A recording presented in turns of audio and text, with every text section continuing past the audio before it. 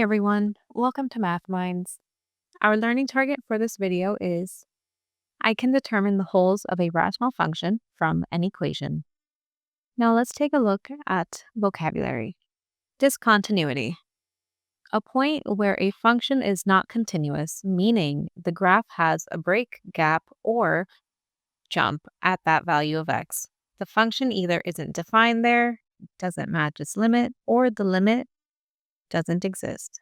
Removable discontinuity, also known as a hole, occurs when the function is undefined at a point, but the limit exists as x approaches that point. Non-removable discontinuity. When the discontinuity cannot be fixed by simply redefining the function at that point, the function approaches infinity, also known as a vertical asymptote. Now let's take a look at the problem of the day. Determine the removable and non-removable discontinuities of the functions below. Part A, f of x is equal to x minus 2 over x minus 2 times x plus 2. We want to start off by finding the whole location. To do that, we are going to be looking at the common factors in our function in the numerator and denominator. Here we have x minus 2. So we have a whole located at x minus 2. We're setting this equal to 0. And we find out using inverse operations, x is equal to 2. To find the coordinate of the whole, we are now going to be substituting for x value of 2 into our remaining function.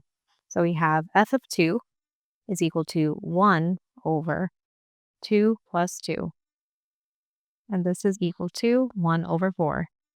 So the coordinate of the whole is going to be 2, comma, 1 over 4. We now want to determine the vertical asymptote. To do that, we are going to be looking at the remaining factor in the denominator of the function.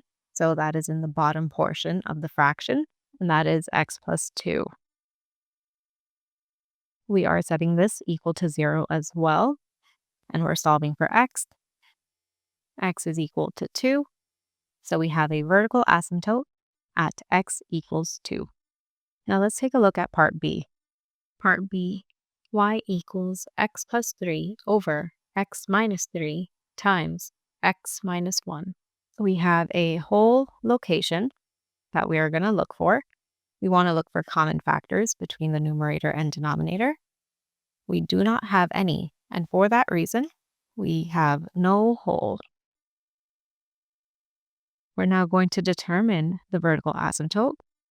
To do that, we are going to be setting our factors in the denominator equal to 0. So we have x minus 3 equals 0, and we also have x minus 1 equals 0. Using inverse operations, x is equal to 3, x is equal to 1. So we have two vertical asymptotes at x equals 3 and x equals 1. And that's it for this video. We'll see you in the next one.